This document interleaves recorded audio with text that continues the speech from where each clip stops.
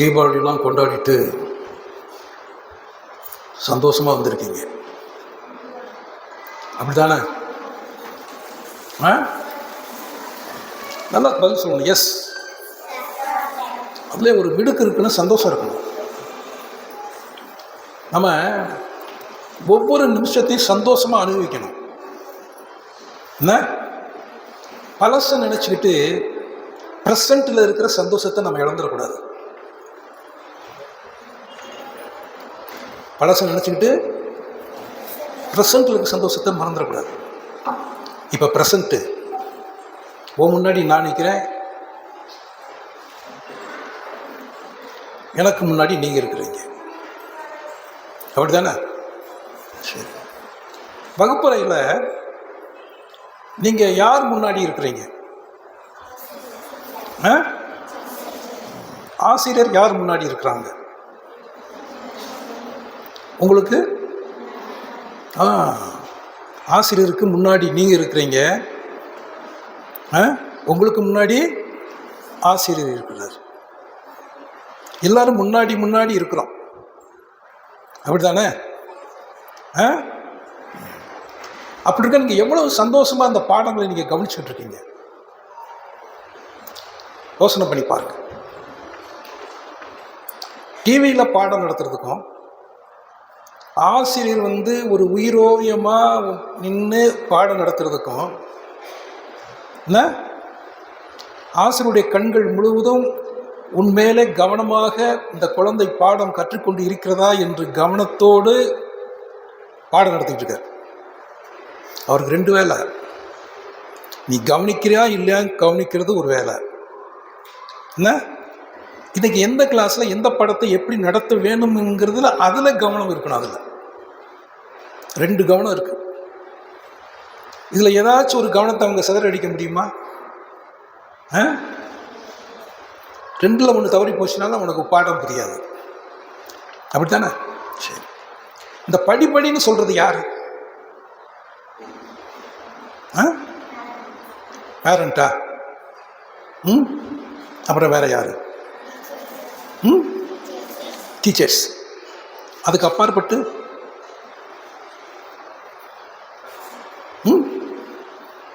யாராக இருக்கக்கூடும்?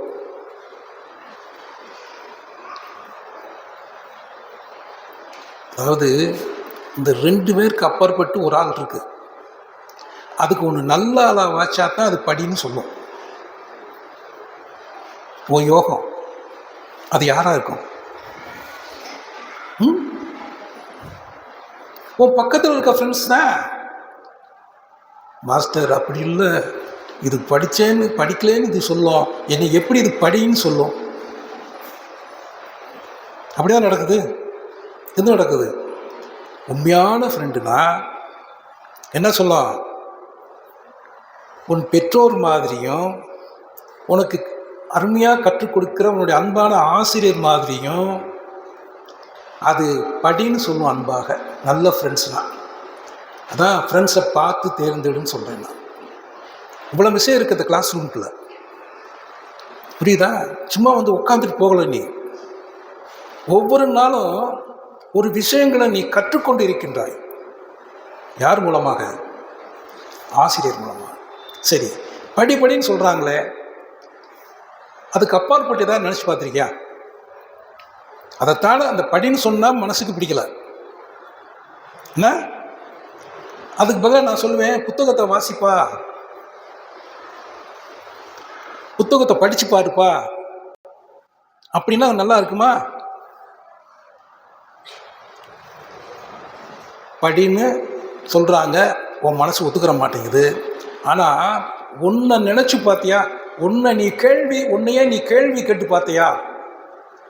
படிக்காட்டி நம்ம நிலைமை என்னாகின்ற கேள்வியை மாணவ செல்வங்களே என்றாவது நீங்கள் நினைத்து உங்களுக்குள்ளே கேட்ட கேள்வியாக இருந்திருக்கா இல்லையா? படிக்காட்டி என்ன ஆகும்? அதை நீ புரிஞ்சுக்கிறணும். உனக்குள்ள நீ கேட்குற கேள்வி அது. படின்னு சொல்கிறாங்க, பிடிக்கல. காலையில் எந்திரிக்க சொல்கிறாங்க, முடியலை, படுத்துக்கிறோம். யார் சொன்னாலும் அந்த வார்த்தை மட்டும் கொஞ்சம் மனசில் ஒரு மாதிரியாக தெரியுது. ஆனால் படிக்காமல் இருந்தால் என்னாகும் என்று உன் மனசுக்கு நீ என்றையாவது கேட்டது உண்டா? என்னைக்கு நீ கேட்குறையோ அன்னைக்கு தான் உன்னால் நல்லா படிக்க முடியும், ஆசிரியர் வகுப்பறையில் கவனிக்க முடியும். படிக்காதவர்கள் எப்படி இருந்திருக்கின்றார்கள்? படித்தவர்கள் எப்படி வாழ்க்கையில் முன்னேற்றம் அடைந்திருக்கின்றார்கள்? ஆசிரியருக்கு மதிப்பு கொடுத்தவர்களும் பெற்றோர்களுக்கு மதிப்பு கொடுத்தவர்களும் வாழ்க்கையில் எவ்வளவு உச்சத்தை அடைந்திருக்கின்றார்கள், பள்ளிக்கு பெருமை சேர்த்திருக்கின்றார்கள். இது எல்லாமே உன்னிடத்தில் இருக்கின்ற ஒரு அருமையான ஆற்றலை பயன்படுத்தி உன்னை நீ அறியக்கூடிய வாய்ப்பு பள்ளிக்கூடத்தில் இருக்கு. உன்னை நீ அறியக்கூடிய, உன்னை நீ அறியணும். அது இல்லைன்னா இல்லை. படிப்பு ஒன்றுதான் வாழ்க்கையை உன்னை முன்னேற்றும். ஒரு மாதிரி தெரு கூட்டிக்கிட்டு இருக்கா. தெரு கூட்டிக்கிட்டு இருக்கப்பயே அங்கேருந்து ஒரு பெரிய சைலன் வச்ச கார் வந்துக்கிட்டு இருக்கு. வந்து நான் தள்ளு தள்ளு அப்படிங்கிறாங்க. அப்புறமேட்டு கூட்டு தள்ளு அப்படிங்கிறாங்க. அந்த அம்மா என்ன பண்ணோம், உடனே இந்த விளக்கமாரை தூக்கி போட்டுட்டு அப்படி நின்று பார்க்குது அந்த அம்மா. அந்த போனதுக்கப்புறம் அந்த அம்மா கேட்குது, இவங்க யாரு அப்படின்னு கேட்குது. அவங்களா? அங்கே தான் இந்த டிஸ்ட்ரிக்ட் கலெக்டர். அவங்களுக்கு இவ்வளோ மதிப்பு இருக்கா? இருக்கு. அப்போ அதுக்கு நான் என்ன செய்யணும் நினைச்சு பார்க்குறா பாரு. நம்மளும் இதே மாதிரி ஆகணும்னா என்ன செய்யணும்? படிக்கணும். படித்தா இந்த பொண்ணு 8 படித்து 10 படித்தா, +2 படித்தா, கரஸ்பாண்ட் கோர்ஸில் டிகிரி படித்தா, எழுதி டெப்டி கலெக்டராக வந்தா மனோஷிகா. அந்த பொண்ணுக்கு நம்ம மனதார பாராட்டும்.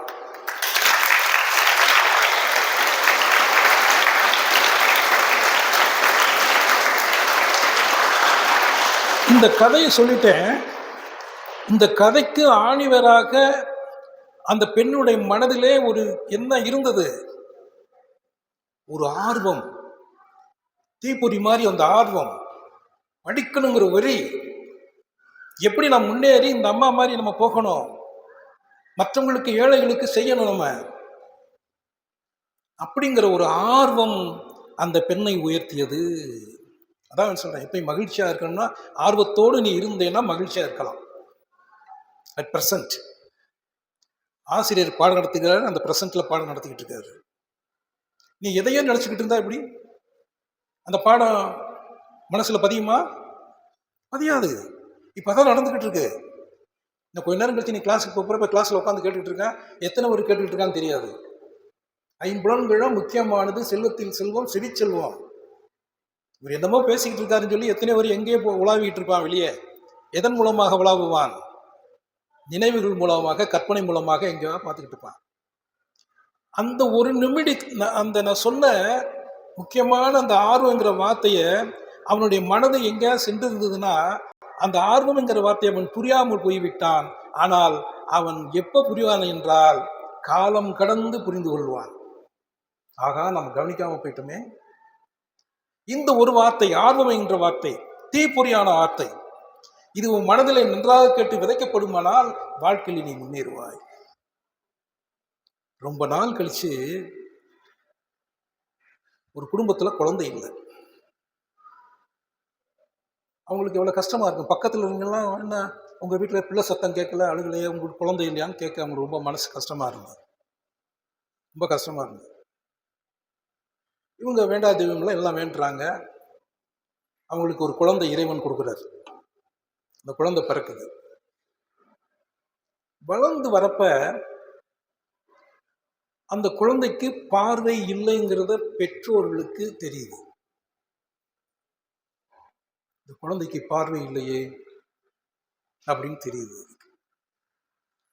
அப்ப அந்த குழந்தைக்கு அந்த பெற்றோர்கள் இருவருமே கண்ணுக்கு கண்ணாக இருந்து வளர்க்கிறாங்க.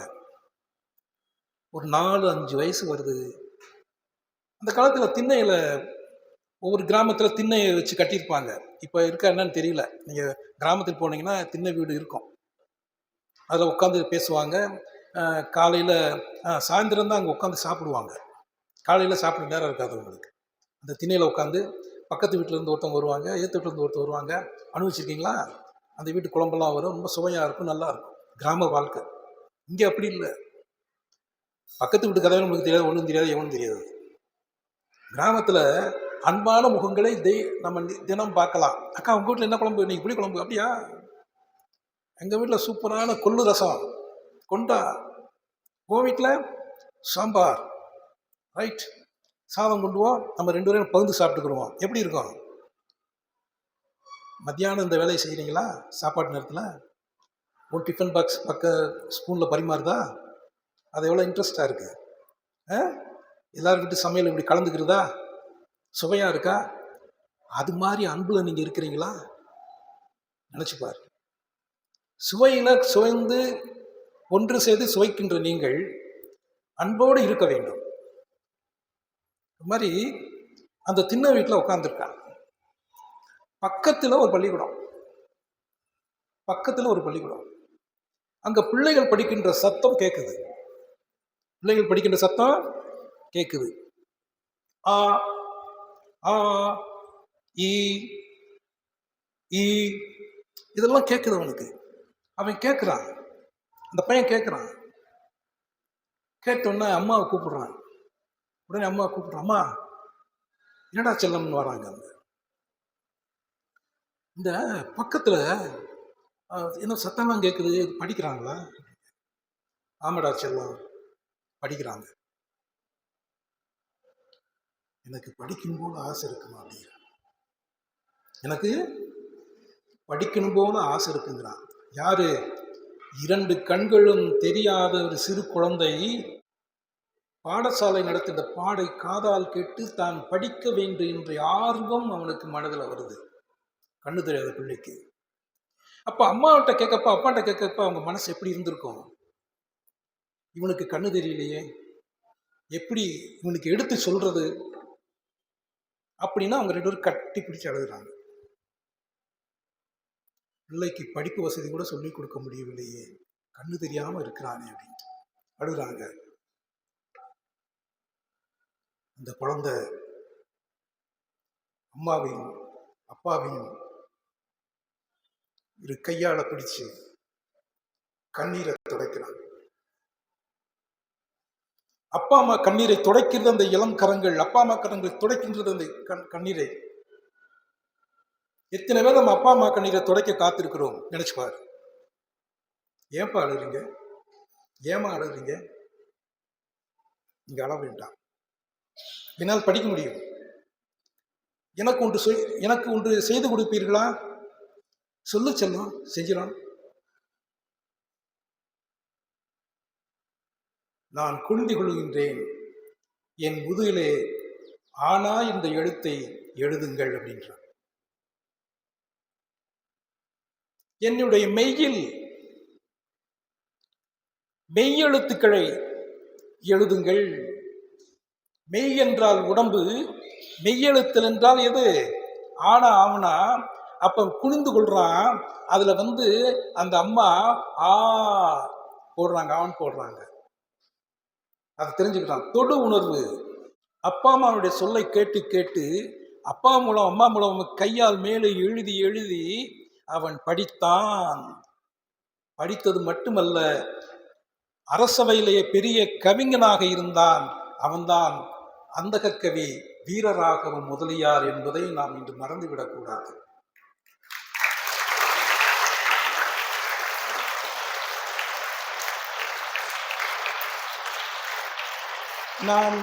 நான் சொன்ன இந்த கதையின் கருப்பொருள் என்ன? அதான் முக்கியமா பார்க்கணும். கதை சொல்லிட்டேன்.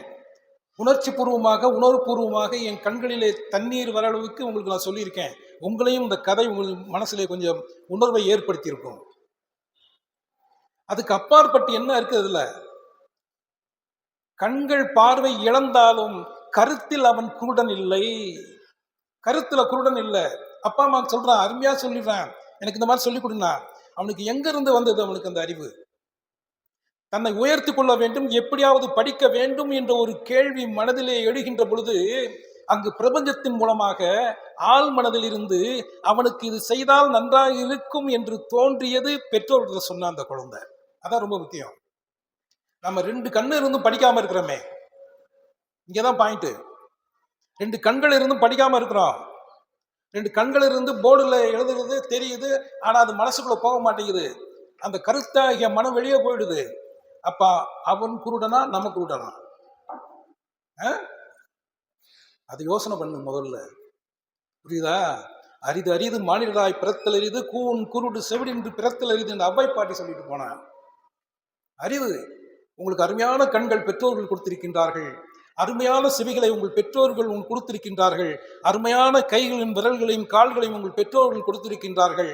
அவர்கள் கொடுக்காதது எதுவுமே இல்லை. தன்னையும் கொடுத்து உன்னை படிக்க வைத்துக் கொண்டிருக்கின்றார்கள். ஆசிரியர்களும் தன்னையே கொடுத்து உன்னை படிக்க சொல்லி செஞ்சு கொண்டிருக்கின்றார்கள். ஆக யார் தெய்வம்? இவர்கள்தான் தெய்வம் என்று நீ வணங்கு. வாழ்க்கையில் முன்னேறலாம், வெற்றி பெறலாம்.